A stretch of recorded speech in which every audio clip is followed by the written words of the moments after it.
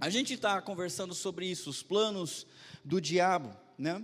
E é um assunto muito importante, porque o inimigo conhece profundamente a condição humana e especificamente você. E eu quero te deixar um pouquinho assustado mesmo, é intencional. Satanás conhece a natureza humana e conhece especificamente você, seu passado, seus problemas, suas dificuldades, seus pontos fracos, medos, desejos, dúvidas, suas certezas, suas manias, suas inclinações, seus vícios, seus pecados passados e presentes, os padrões de comportamento. Ele conhece tudo. E há dois erros que a gente viu na semana passada que devemos evitar em relação ao diabo. O primeiro é superestimar e deixar que tudo gire em torno do diabo. Isso não é correto. O segundo erro é subestimar e achar que o diabo não existe, e se existe não está preocupado nem trabalhando contra você, contra a igreja, contra a humanidade. Na semana passada, nós lemos 2 Coríntios, capítulo 2, do versículo 5 até o versículo 12. E Paulo estava dizendo no versículo 11, nós não ignoramos seus planos malignos. Ele disse isso para a igreja, não ignoramos seus planos malignos. E eu pergunto, será que nós ignoramos? Uma das coisas que Satanás quer é que nós o ignoremos. O diabo lá naquela ocasião estava usando um pecado de uma pessoa e a disciplina que a igreja aplicou naquela pessoa para prejudicar a pessoa e toda a igreja. Satanás é capaz de usar até mesmo coisas boas para o mal, para contaminar, para apodrecer vidas e relacionamentos. E se você perdeu a mensagem da semana passada, depois você visita o nosso canal no YouTube e assista os planos do diabo e ignorância, ok? Hoje nós vamos adiante. Satanás também é conhecido como o pai da mentira, o mestre do engano, o especialista com milhares de anos de experiência em enganar. Milhares é porque eu chutei para aí, é daí para cima, ok? E muitos de vocês podem ter uma postura confiante, espiritual, de pensar assim, ele é um enganador, mas a mim ele não engana. Eu sou mais esperto, eu sou esperto demais, né? Eu sei o que fazer. Será que seu coração não está cheio de engano neste momento? Eu queria que você baixasse um pouco a bola. Eu queria que você tivesse mais humildade em relação ao querubim caído lá do céu. E ouvisse a palavra de Deus hoje pensando em você e em ninguém mais. Pode ser? Podemos fazer esse trato? Então feche os teus olhos, vamos orar mais uma vez. Senhor, nós vamos abrir a Tua palavra e só ela tem autoridade para nos corrigir, nos santificar, nos aperfeiçoar. Mas ela, sem a ação do Teu Espírito Santo, é só informação. Mas com a ação do Teu Espírito Santo, pode iluminar os calabouços mais profundos da nossa vida e limpar o nosso coração. Por isso, Senhor, fala conosco, nós pedimos no nome de Jesus, e aqueles que concordam dizem amém. Hoje eu quero convidar você a reconhecer mais alguns planos do diabo. 2 eu já vou dar logo de cara, direto e reto. Vamos lá, os planos do diabo. Primeiro, encher o seu coração de engano. Segundo, isso não anula o primeiro, pode ser os dois juntos. Torná-lo cúmplice do engano. Quais são os planos do diabo? Primeiro, encher o seu coração de engano. Segundo, torná-lo cúmplice do engano. Ele vai trabalhar para isso, e ele trabalha com isso desde o começo da história. Ele não vai trabalhar de forma diferente com você. Ele vai trabalhar para encher o seu coração de engano, ou então, junto com isso, te tornar cúmplice de algum engano.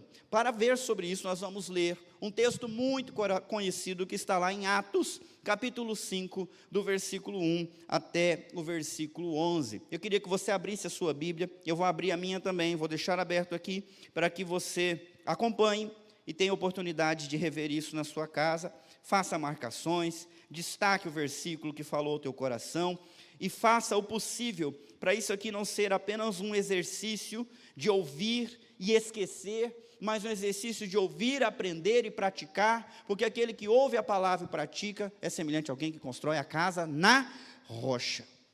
Quem ouve, esquece, constrói na areia, não serve de nada. Eu quero que você esteja firme e estabelecido contra as investidas de Satanás, mas para isso você precisa ouvir, entender e guardar. Não adianta ouvir e esquecer. Quando a palavra é semeada e você escuta, mas não a recebe, não a entende, nem procura entender, Satanás vem e rouba, leva embora, e você não guarda nada, não faz diferença nenhuma. Então, por favor, ouça essa palavra com temor, assim como eu tenho temor no que eu vou colocar para vocês aqui hoje. Nós vamos começar, vocês me ajudam lendo o que está em destaque. Havia, porém, um homem chamado Ananias, que com sua esposa Safira vendeu uma propriedade. Levou apenas parte do dinheiro aos apóstolos, mas com a aprovação da esposa, afirmou que aquele era o valor total e ficou com o resto. Esse é um texto muito conhecido. No entanto, nós temos pessoas nos visitando, temos pessoas que estão começando a caminhada cristã, tem pessoas que acompanham pelo YouTube. Eu preciso falar um pouco do contexto. Esse versículo aqui numerado com o número 1, no texto original não tem capítulo, não tem versículo, é um livro inteiro, que você começa lendo e continua lendo, né? Não tem essa divisão. E quando a gente lê um capítulo, a gente começa no versículo 1, muitas vezes a gente perde o fio da meada, porque o contexto está no capítulo anterior. Então eu vou convidar você a dar uma olhadinha, passa os seus olhos, lá no capítulo 4, nos últimos versículos do capítulo 4 de Atos. Você já abriu a sua Bíblia no 5? Veja o que está escrito nos últimos versículos ali. Por exemplo, no versículo 36 está escrito: José, a quem os apóstolos deram o nome Barnabé, que significa filho do encorajamento, era da tribo de Levi e tinha nascido na ilha de Chipre. Versículo 37, ele vendeu um campo que possuía e entregou o dinheiro aos apóstolos. Está vendo que o assunto começou lá atrás.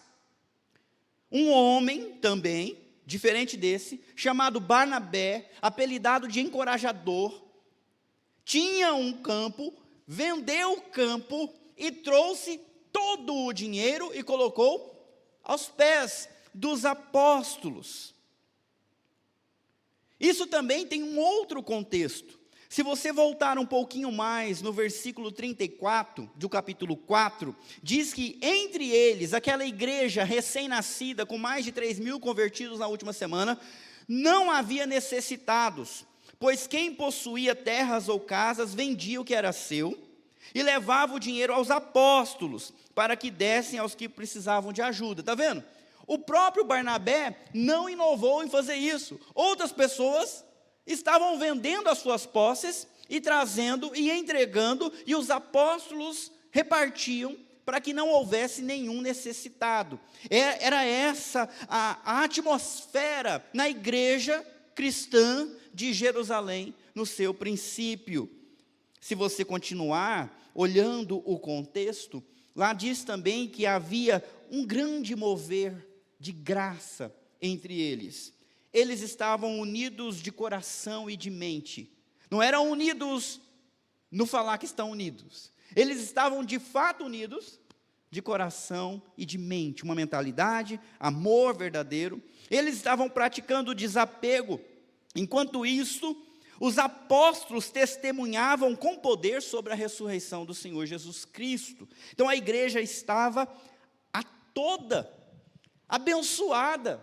Imagina esse mover acontecendo entre a gente aí. Quem está passando por necessidade financeira e se ganhasse um dinheirinho, ia fazer toda a diferença para os projetos que você tem que fazer? Levanta a sua mão.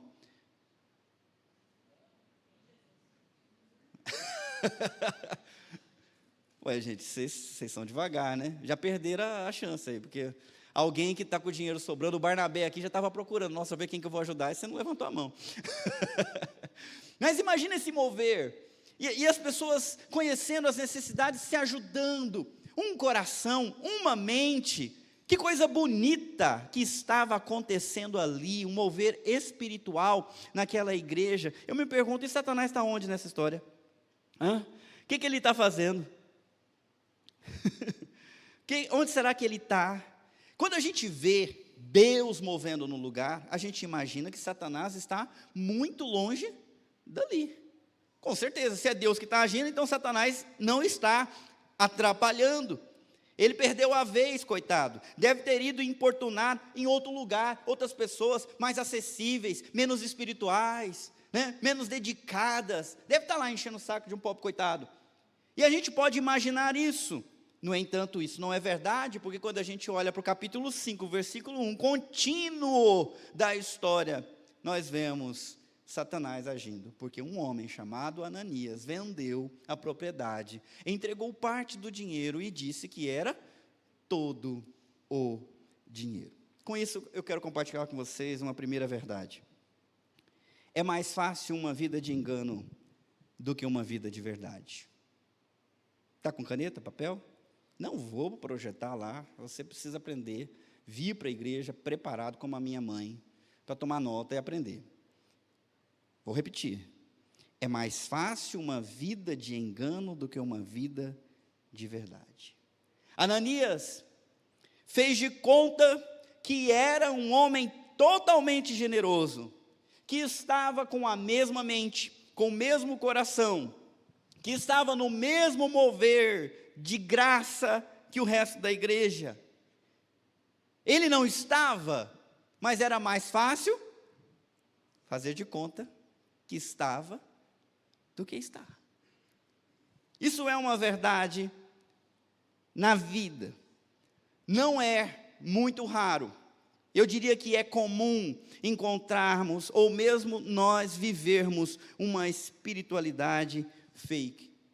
É mais fácil viver uma espiritualidade fake, falsa, do que viver uma espiritualidade autêntica e verdadeira.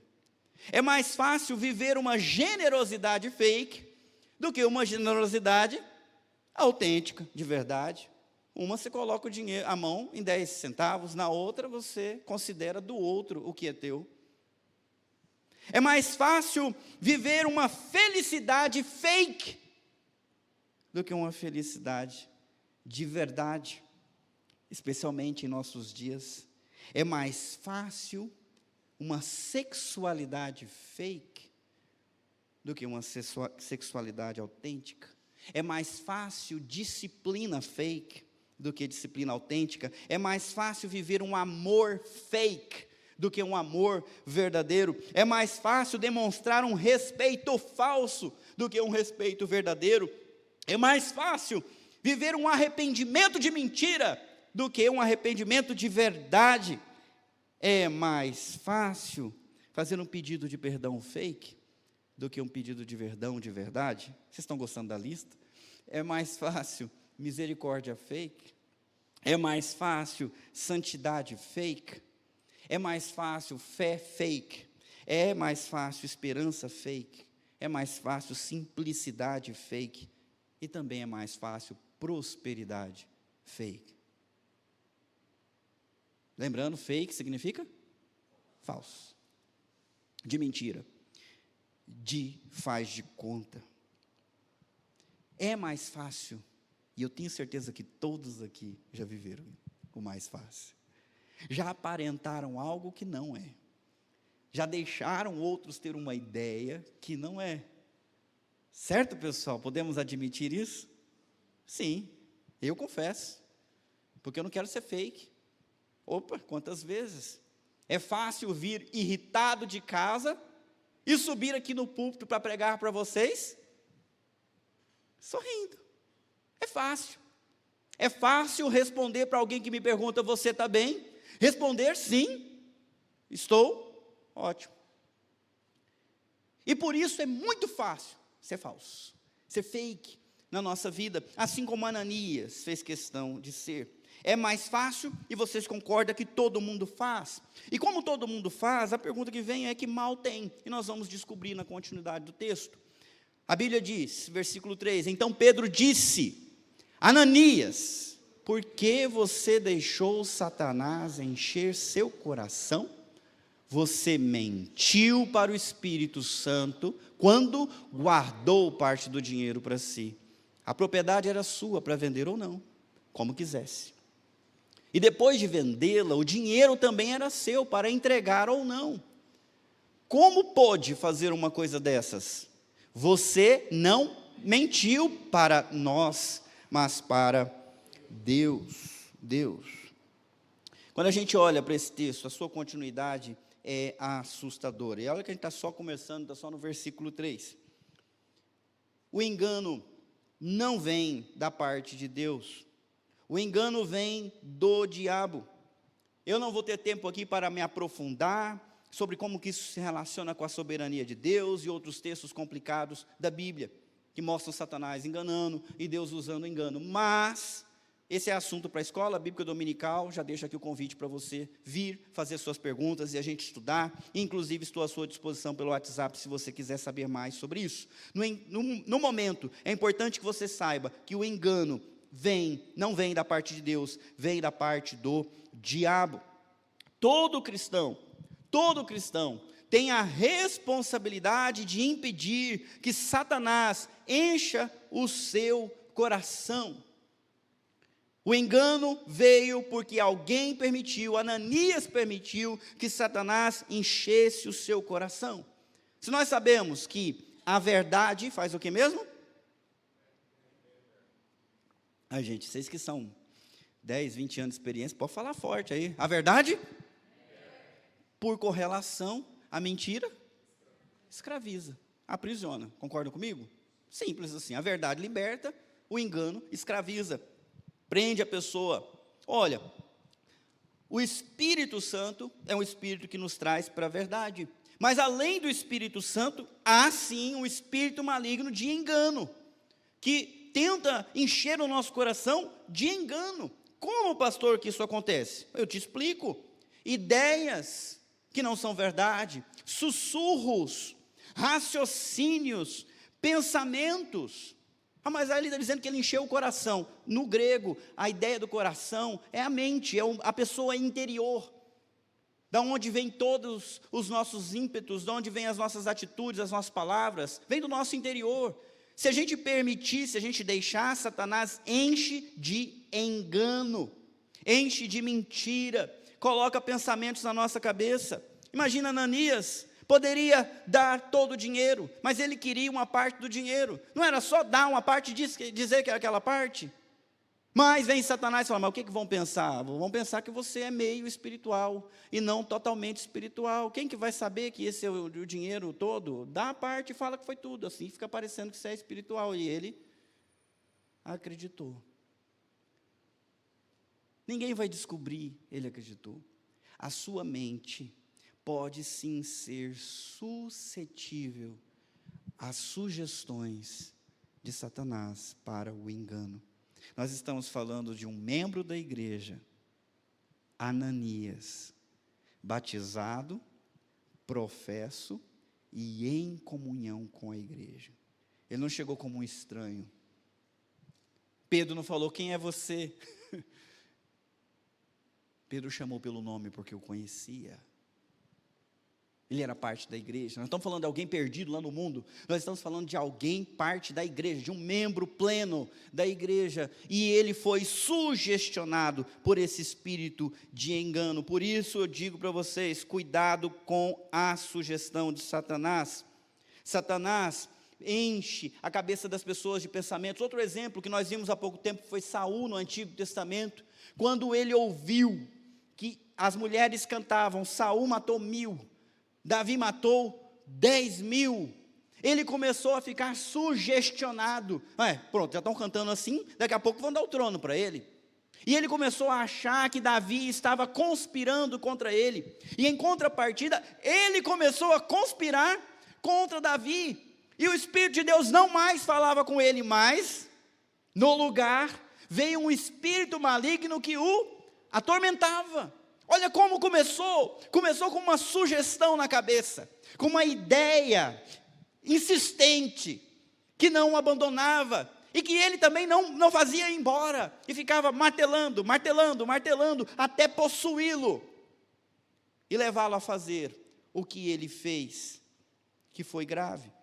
um exemplo do Antigo Testamento, mas nós podemos falar de outro exemplo do Novo Testamento. A Bíblia fala que pouco antes de Judas participar da Santa Ceia, Satanás já tinha enchido o seu coração. Quem é Judas? Só um seguidor de Jesus por 3 anos consecutivos. Comeu, bebeu, caminhou, andou, serviu, evangelizou, curou, expulsou demônios, serviu ao Senhor Jesus Cristo, comeu o pão partido e o cálice. Vocês têm noção? No Novo Testamento, alguém do círculo íntimo de Jesus, sugestionado e cheio no seu coração de ideias malignas do espírito, de engano, que nem eu estou falando aqui. Nós temos também o exemplo de Ananias, mas nós temos também um outro exemplo. Satanás influenciou até mesmo o raciocínio de Pedro, que em certo momento, quando Jesus perguntou: quem vocês acham que eu sou? Disse pelo Espírito Santo: tu és o Cristo, o Filho do Deus vivo. E quando Jesus falou: tá certo, não foi carne e sangue que te mostrou isso, foi meu Pai que te mostrou, e importa que eu sofra, seja entregue nas mãos dos romanos, e morra, e ressuscite o 3º dia. Veio Pedro em seguida e disse: Jesus, não é assim, não está errada essa história que você está contando, isso não vai ser assim, a gente não vai deixar acontecer desse jeito, ao ponto de Jesus ter que repreendê-lo, como se faz com um demônio, e dizer: arreda, Satanás, porque você não está pensando nas coisas de Deus, mas está pensando por uma perspectiva humana. O próprio Pedro, sugestionado, antes sugestionado pelo Espírito, agora sugestionado em seguida pelo Espírito, de engano, tentando sugestionar Jesus, que o repreendeu. Cuidado com a sugestão de Satanás. Ananias, sugestionado, mentiu a Pedro. Mas perceba que nesse texto, não é considerado que ele mentiu a Pedro tão somente. Ao mentir a Pedro, que era líder da igreja, ele mentiu à igreja. E ao mentir à igreja, o texto fala que ele mentiu ao... Você mentiu para o... Nossa, o Espírito Santo. E para aqueles que têm dúvida que o Espírito Santo é Deus, lá na última linha, como você pode fazer uma coisa dessa? Você não mentiu para nós, mas para...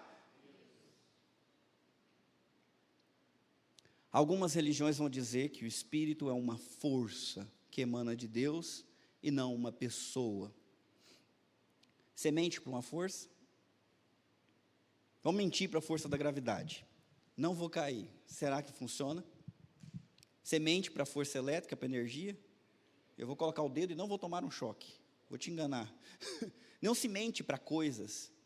Ok? Vocês estão comigo, gente? Às vezes eu acho que eu viajo. Então vocês estão comigo. Não se mente. Se mente para pessoas. O Espírito Santo é uma pessoa. E é Deus. O texto está colocando aqui. Não mentiu para nós, você mentiu para Deus. Um Deus em 3 pessoas. É a doutrina que nós acreditamos, bíblica. Peça para quem ensina diferente explicar esse texto para você. Como é que se mente para uma pessoa? Ou para alguém que não é uma pessoa, que é uma força. Perceba que a vida cristã, a comunidade de fé formada pela igreja, é algo sério. Em Efésios 2, 19 a 21, fala que a igreja é a habitação do Espírito Santo. Ele achou que ele estava enganando Pedro, que ele estava enganando os irmãos, mas da parte de Deus foi tomado como um engano ao Espírito Santo, ao próprio Deus. Eu não sei se vocês estão me acompanhando, mas o que você faz para a igreja, também faz para o Senhor. Seja mal ou bem.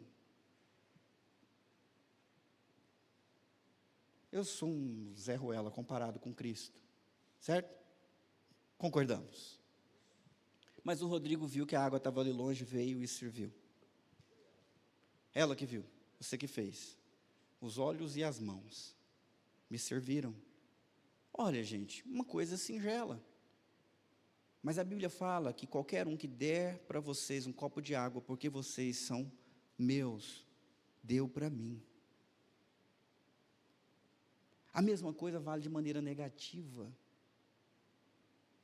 Quem faz o mal, qualquer mal contra alguém, membro de Cristo, aonde está o Espírito de Cristo, está fazendo mal contra quem? O próprio Deus. Pastor, você está falando sério? Estou falando sério. Paulo descobriu isso da pior maneira, ele perseguia os cristãos, até que Jesus apareceu para ele no meio de uma luz, ele caiu cego no chão, e a voz falou para ele: Saulo, Saulo, por que me persegues? Ele fala: quem és tu, Senhor? E a resposta foi: eu sou Jesus a quem você persegue. Ele estava perseguindo Jesus? Estava perseguindo os discípulos de Jesus, a igreja de Jesus, e Jesus considerou como algo pessoal. Sim, está me perseguindo. Eu não vou falar aqui que quem levanta a mão contra o ungido do Senhor e dizer que eu sou mais especial do que vocês, porque eu sou pastor, que isso aí é balela. Balela. Tem gente que usa isso aí para ser autoritário. Não estou dizendo isso. Eu estou dizendo que a igreja de Cristo é amada por Cristo, a presença dele está ali. E aquilo que você faz de bem, conta. Aquilo que você faz de mal, conta para o próprio Deus. Se você é usado como instrumento do maligno para maledicência, fofoca, mentira, para causar tropeço a um dos mais pequeninos, meu querido, presta atenção, isso é seríssimo. Vigia. Se você toma a Santa Ceia e tem comunhão com o corpo de Cristo, mas não tem comunhão com um membro do corpo de Cristo, cuidado, isso é seríssimo. É impossível ter comunhão com Cristo e dizer que ama Cristo e odiar o irmão. Tiago pergunta: como pode alguém dizer que ama a Deus a quem não vê, se odeia o seu irmão a quem vê? Isso não é possível, isso não se encaixa, é uma afronta ao próprio Cristo. Como é que você vai odiar alguém que ele amou? Como é que você vai desejar o mal de alguém que ele deseja o bem?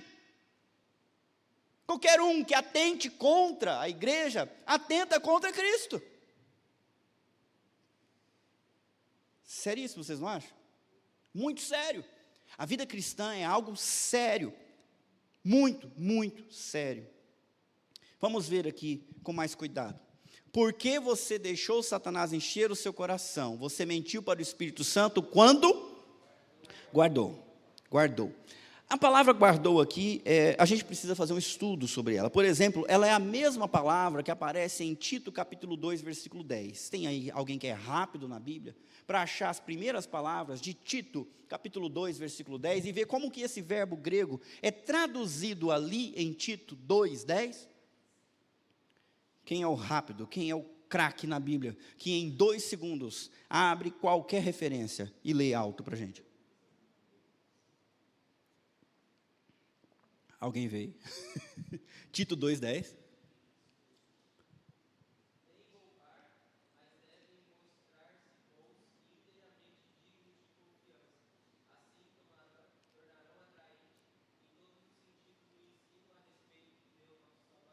É um ensinamento para a igreja a respeito das pessoas, dos escravos, dos servos.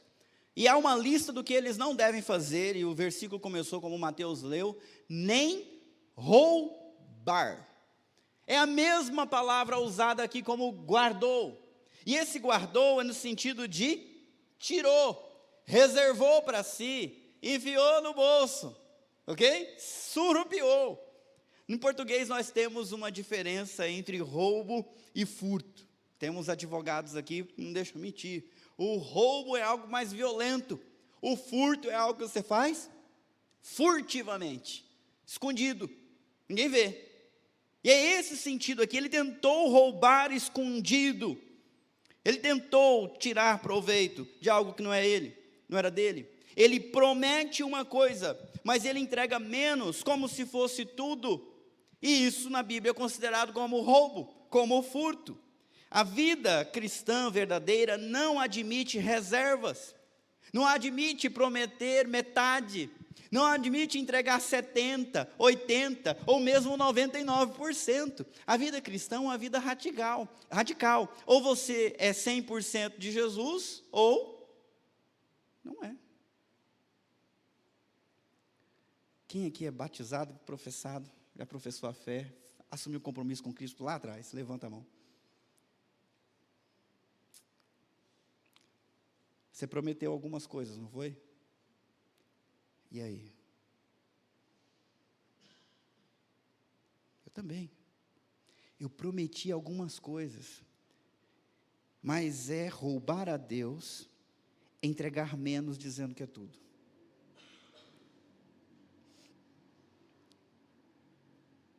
A vida cristã verdadeira não admite reservas, não admite quartos escuros, não admite inconformidades, não admite pecados de estimação, não admite ressentimentos, não admite mágoas, não admite todas essas coisas disfarçadas.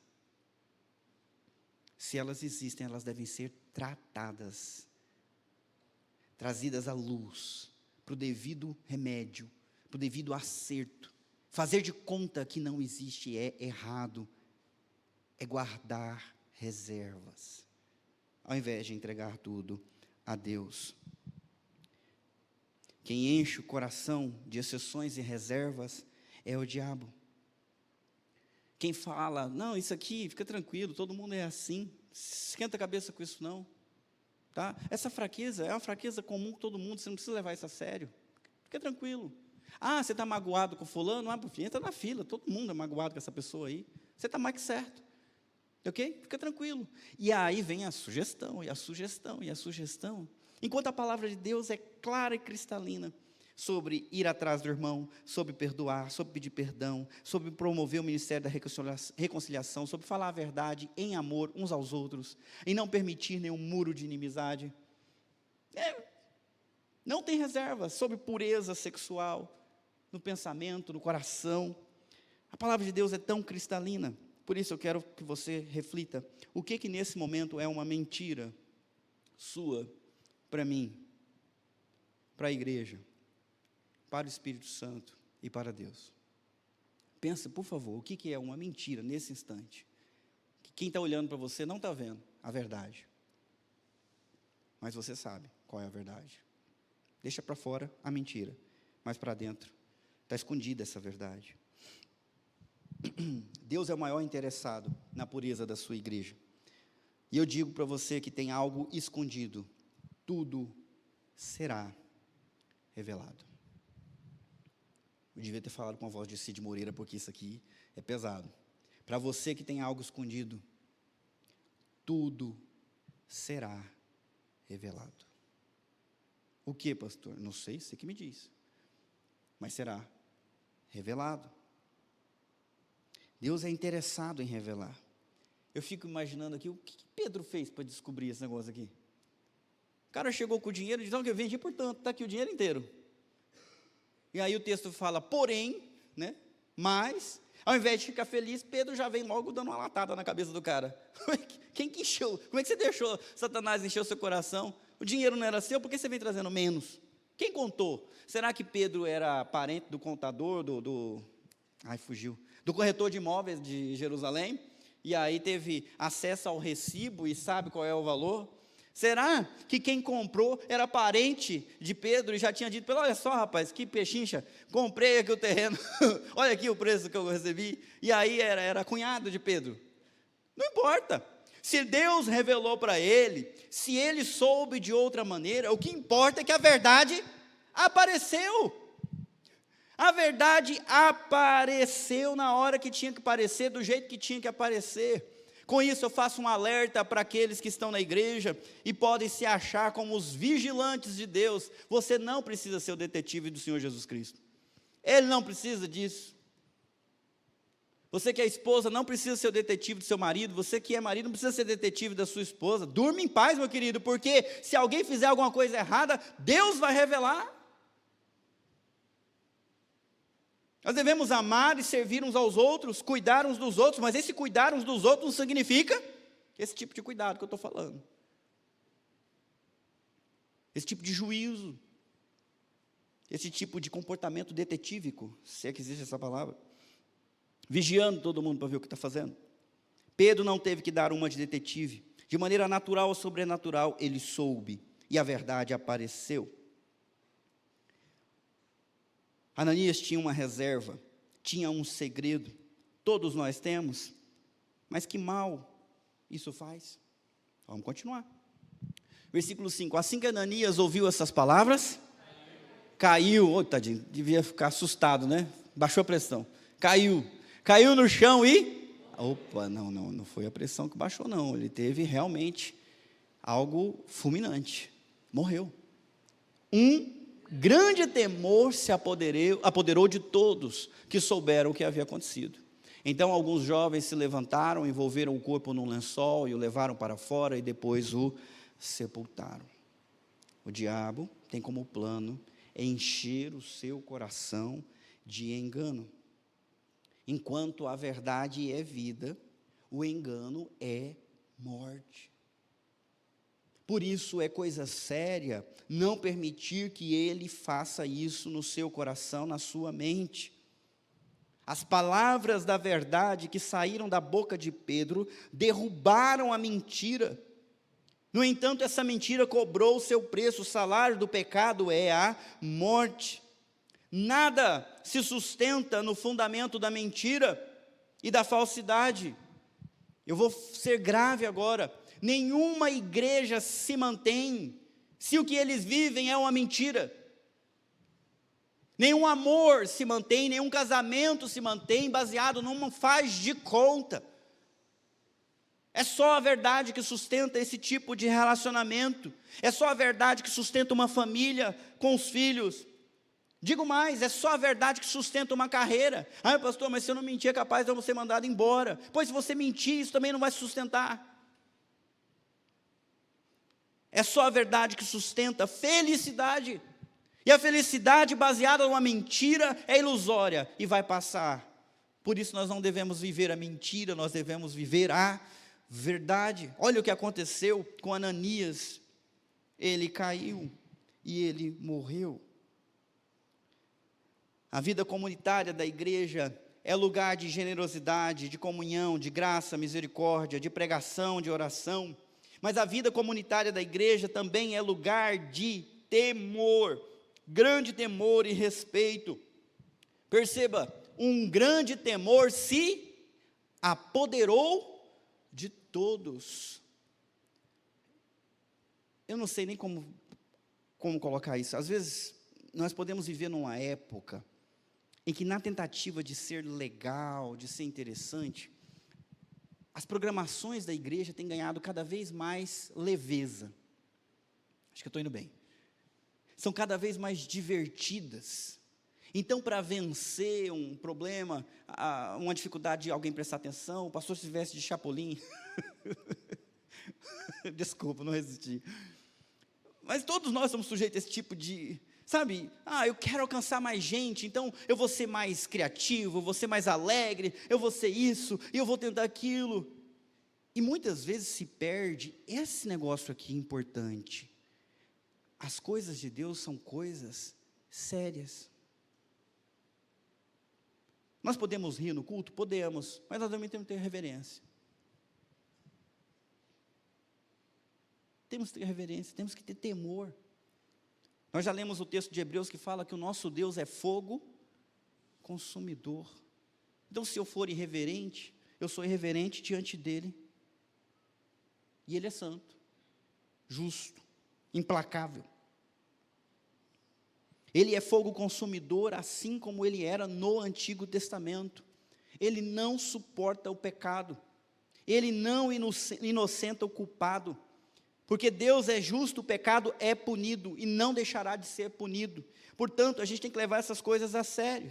O temor deve ter lugar dentro e fora da igreja. Alguns de vocês às vezes brincam comigo, opa, o pastor está aqui, não posso falar essas coisas. Mas você não pode falar quando eu estou perto, meu querido, você não pode falar hora nenhuma, não é não? Porque o temor do Senhor precisa estar na sua vida o tempo todo. Ele está vendo, ele está assistindo. E ele é santo, como eu já disse. Aquele acontecimento, aquela morte gerou temor. As pessoas começaram a levar o negócio mais a sério. Eu gosto de ver a juventude da igreja. A gente aqui às vezes é muito camarada com os jovens da igreja, né? A gente faz lanchinho para eles, pipoquinha para eles, cachorro quente para eles. Olha lá a cara de um lá, já fazendo cara de, é verdade, tão legal. Os jovens de lá era diferente, ó. Alguns jovens se levantaram, envolveram o corpo num lençol e o levaram para fora. E depois o sepultaram. Quem foi fazer o trabalho duro foi quem? Os jovens olharam aquilo, meu Deus, todo mundo assustado, o cara morreu, morreu. Mas morreu mesmo, morreu. E agora? Ué, vamos enterrar. Os jovens enrolaram o defunto no corpo, no lençol, e levaram. Isso não era pouco serviço. Enterrado dentro da cidade, pouquíssimas pessoas tinham esse privilégio. Os outros eram enterrados lá, fora dos muros de Jerusalém. Imagina o trampo de levar esse corpo lá para fora. E quem que fez? Os jovens. Trabalho feito, trabalho difícil feito pelos os jovens. Outra coisa interessante, não teve preparo, não teve velório, não teve ofício fúnebre. E vocês vão descobrir que nem a esposa do falecido ficou sabendo. Por isso, fique esperto. O plano do diabo é encher o seu coração de engano, até que você pague por isso. Continuando. Cerca de 3 horas depois, sua esposa entrou. Pausa. Quer dizer que o serviço dos jovens da igreja não foi passar uma vassoura no templo, porque demorou no mínimo 3 horas. Ok? Nós vamos descobrir isso daqui a pouco. A esposa dele entrou, Safira, sem saber o que havia acontecido. Pedro lhe perguntou: foi esse o valor que você e seu marido receberam pelo terreno? E ela respondeu: sim, foi esse o valor. Então tá, nós já descobrimos a primeira coisa, o plano do diabo é encher o seu coração de engano. Segunda coisa, o plano do diabo é torná-lo cúmplice do engano. E aqui nós temos essa mulher cúmplice.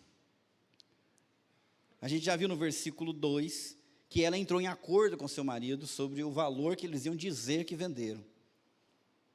Ela aceitou a proposta dele, o apoiou na sua proposta, e agora ela chega diante de Pedro sem saber que o marido dela já está sendo enterrado, ou já está enterrado a essa altura. Então Pedro pergunta para ela a respeito desse valor.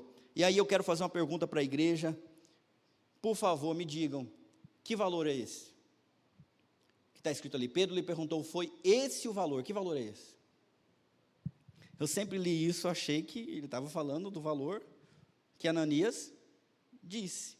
Mas dá para a gente afirmar isso? Qual foi o valor que Pedro mencionou? O valor que ele declarou ou o valor que é real? Sabe que ele não pode estar perguntando assim, vocês venderam e falar o preço real?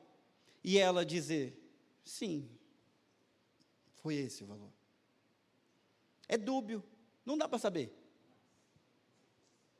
Não dá para saber se ela está confirmando o valor errado ou reconhecendo o valor certo. Nós não sabemos qual é o valor, nem que foi vendido e nem quanto que valia. Não sabemos. Por que a Bíblia não deixou claro? Pastor Granconato, pregando nesse mesmo texto, levantou essa lebre e diz, o texto é dúbio. Talvez quando a gente perguntar para o Senhor, nosso Deus, lá nos céus, a gente possa ter certeza que Ele está falando sim do valor declarado e não do valor real. Mas agora não dá para ter essa certeza. Isso traz 2 implicações aqui.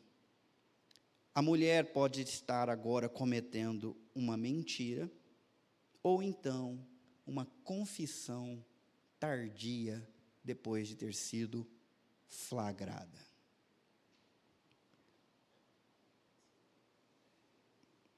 E ele chama isso de arrependimento fake. E às vezes acontece. Por isso eu quero falar contigo que o Espírito Santo incomoda você a respeito da verdade que ninguém sabe. Não espere alguém descobrir, para depois você dizer, é isso mesmo. Porque no caso de Safira, isso não ajudou ela em nada. Quando a gente pega alguém com a boca na botija, eu estou tão arrependido. Eu fico o pé atrás, porque o arrependido é aquele que vem antes. Pode ser que tenha arrependimento tardio verdadeiro? Pode, mas eu fico o pé atrás. Porque depois você foi flagrado, aí você fala, eu estou errado, né? E se ninguém flagrasse? Ia continuar naquilo? Até quando? Tomem cuidado, meus irmãos. Não pratiquem a confissão do flagrado. Corrijam a sua vida com Deus o quanto antes.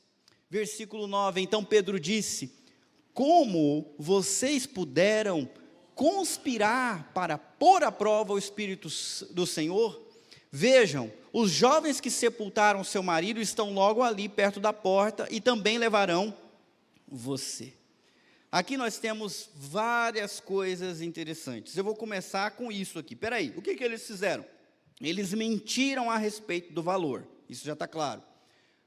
O Espírito Santo tomou isso como um furto, um roubo. Já está claro. Agora, essa história aqui, pôr à prova o Espírito Santo. O que é isso? Eu não sabia que eles tinham cometido esse pecado. No entanto, Pedro coloca isso como sim, um pecado contra Deus. Um pecado presente no Antigo e no Novo Testamento. Que é insistir no erro e pagar para ver o que vai acontecer.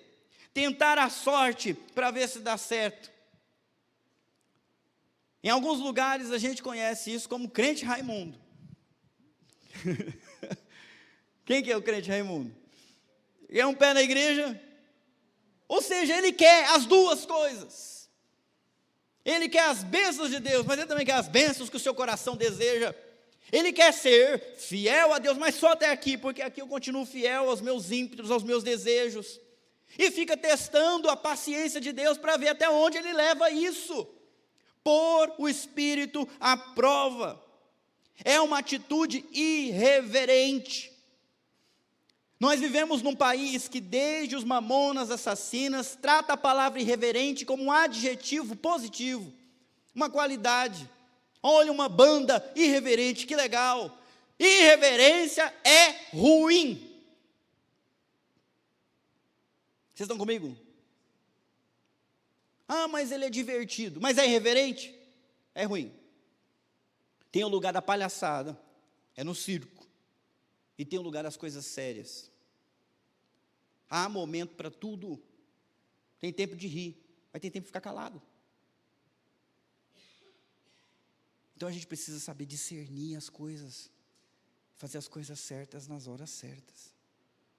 Aqui no templo, diante do Deus vivo e diante daqueles que carregam o Espírito Santo, é coisa qualquer ou é coisa séria o que nós estamos fazendo, meus irmãos? Por favor, respondam. É sério. Então trate com seriedade.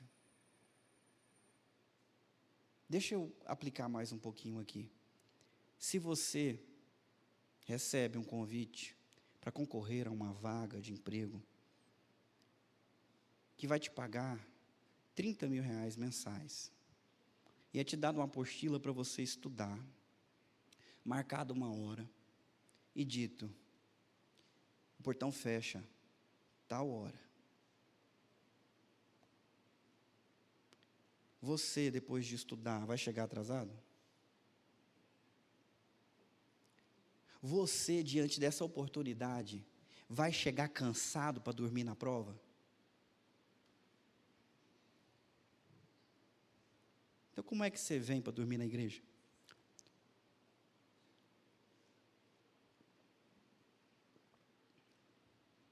Percebe que às vezes a gente traga com reverência, coisa que passa. E o culto, não. E o domingo, que é o dia do Senhor, não. Não tem preparo. Não faz as coisas antes para sobrar mais tempo.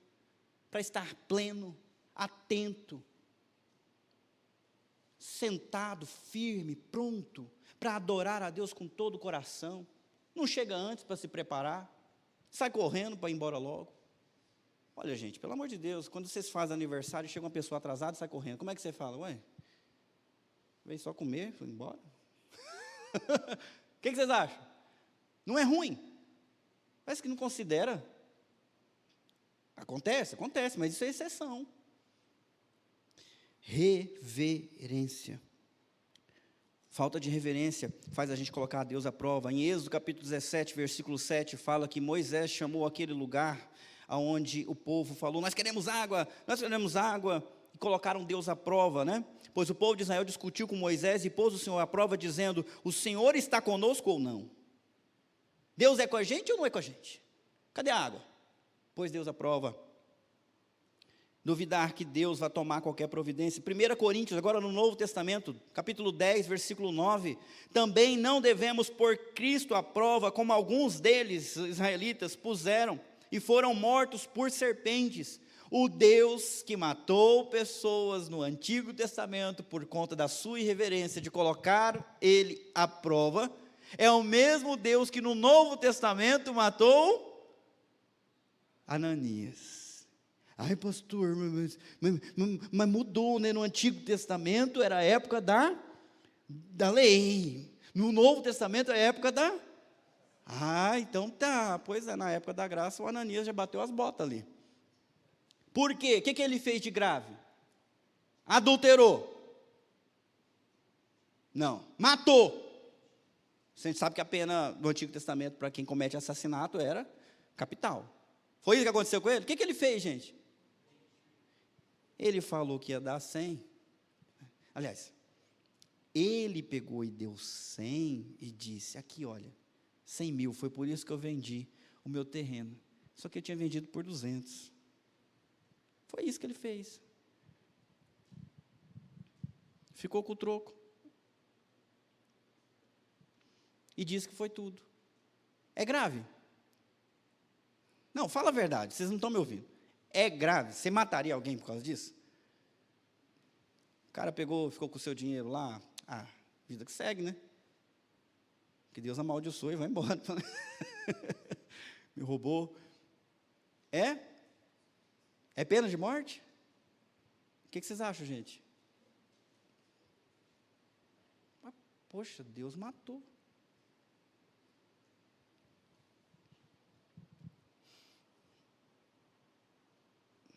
É grave. E nós precisamos entender que é grave pôr o Senhor à prova. O que aparece ali também é que houve uma conspiração. Como vocês puderam conspirar?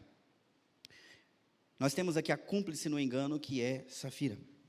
Ela concordou no versículo 2 e reafirmou no versículo 8 a sua concordância prévia. Ela não foi uma esposa que ajudou o seu marido a evitar o mau caminho. Ela que deveria ter dito, cara, se você quer fazer isso, você faz pela conta e risco, eu estou fora. Estou fora. Não vou contar nada, não vou afirmar mentira nenhuma. O meu testemunho você não tem. Ela que devia falar, cara, você está com Satanás no seu corpo. Vamos lá falar com Pedro, confessar essa sua intenção. Ela não fez isso. Ela se tornou cúmplice no engano. Nenhuma esposa deve se submeter à mentira do seu marido e vice-versa. Ninguém deve ser cúmplice no pecado do outro. Se você sabe de algo errado, tente corrigir seguindo as instruções bíblicas. O não tentar é se tornar cúmplice, vista grossa. Vamos lá. Lealdade ao engano, ao invés de lealdade à verdade, fez com que essa história fosse até trágica e irônica. Quando a gente leu lá no capítulo 4, versículo 5, fala que eles vendiam as propriedades e colocavam as ofertas aos pés dos apóstolos. Ananias e Safira trouxeram, assim como Barnabé, e deixaram a oferta nos pés de Pedro. E agora nesse texto, aqui não aparece nessa tradução, mas na maioria das traduções, veja, os pés daqueles que sepultaram seu marido estão logo ali perto da porta, e também levarão vocês gostam de trazer oferta de mentira no pé? Pois aí está vindo os pés para levar, já levou seu marido, e vai levar vocês também, é até estranho. Há um quê de ironia nesse texto mostrando que a falsidade deles levou eles a ter o que eles queriam. Vocês queriam pé para carregar, agora vai ter pé carregando vocês. Vamos lá. No mesmo instante, ela caiu no chão e morreu. Quando os jovens entraram e viram que ela estava morta, levaram seu corpo para fora e a sepultaram ao lado do marido. Mais 3 horas de serviço para os jovens. Um grande temor se apoderou de toda a igreja e de todos que souberam daquele acontecimento. A vida cristã e as coisas de Deus são coisas sérias. É melhor ser cheio de temor do que ser cheio de engano. Por isso, não é interessante que haja na igreja pecados não confessados. Reservas ocultas são um recipiente que Satanás gosta de encher. Não tenha reservas. Não tenha segredos. Não nutra no seu coração inclinações erradas. Por favor, busque alguém, confesse o seu pecado, tente consertar, faça o que está ao seu alcance para ser 100% servo e sujeito à autoridade da palavra do Senhor Jesus Cristo. Ainda bem que essas coisas não acontecem mais, né, gente?